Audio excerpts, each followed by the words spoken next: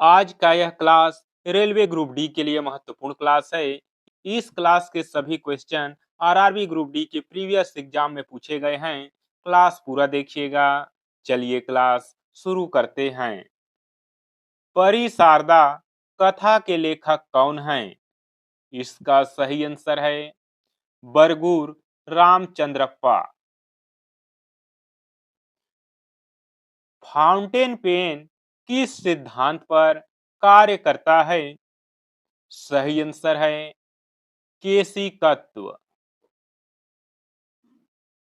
निम्नलिखित में से सबसे दुर्बल क्षार कौन सा है? सही आंसर है अमोनिया।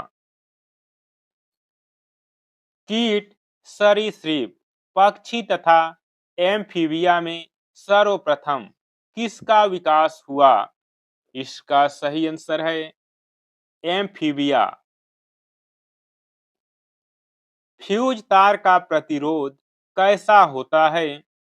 सही आंसर है उच्च। फ्यूज तार का गलनांक कैसा होता है? सही आंसर है निम्न। चीन में लाल क्रांति किस वर्ष हुई थी? सही आंसर है 1949 ईस्वी में।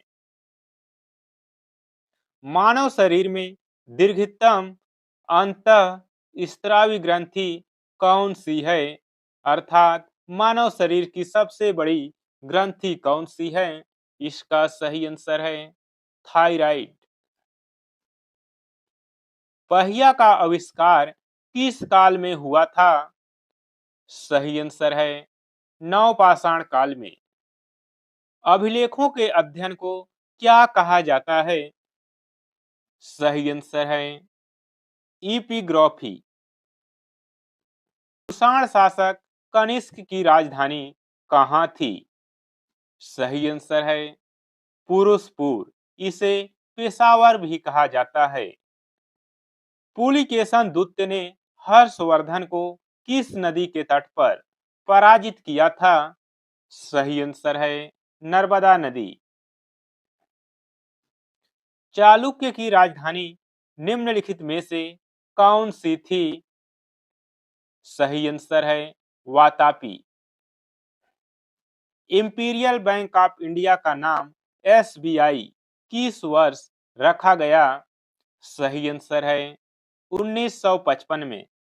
किस बैंक का राष्ट्रीयकरण कर उसे भारतीय स्टेट बैंक का नाम दिया गया? इसका सही आंसर है इंपीरियल बैंक ऑफ इंडिया। किसी देश की आर्थिक वृद्धि का सबसे उत्तम मापांकन क्या है? सही आंसर है जीडीपी। नेफा किस राज्य का पुराना नाम है? अरुणाचल प्रदेश।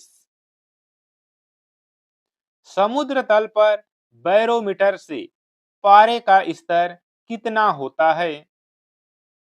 76 मिलीमीटर। उत्तोलन का सिद्धांत किसके द्वारा दिया गया था? आर्किमिडीज। बैक्टीरियो में सामान्यतः किस अम्ल का प्रयोग किया जाता है? आपका सही आंसर है सल्फ्यूरिक अम्ल। भूपटल की मोटाई सामान्यतः कितनी होती है? आपका सही आंसर है 2 से 3 किलोमीटर। एशिया महाद्वीप अफ्रीका से किसके द्वारा पृथक होता है? सही आंसर है स्वेज नहर।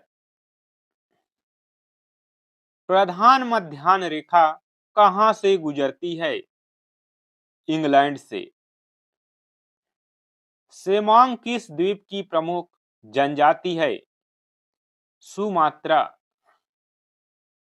पश्चिमी घाट पर्वत का दूसरा नाम क्या है? सह्याद्री। झूलती घाटी का निर्माण किसके द्वारा होता है? हिमानी। देश में सर्वप्रथम सूती वस्त्र मिल की स्थापना किस वर्ष हुई थी? 1854 में। एशिया महाद्वीप भौगोलिक रूप से किस गोलार्ध में स्थित है?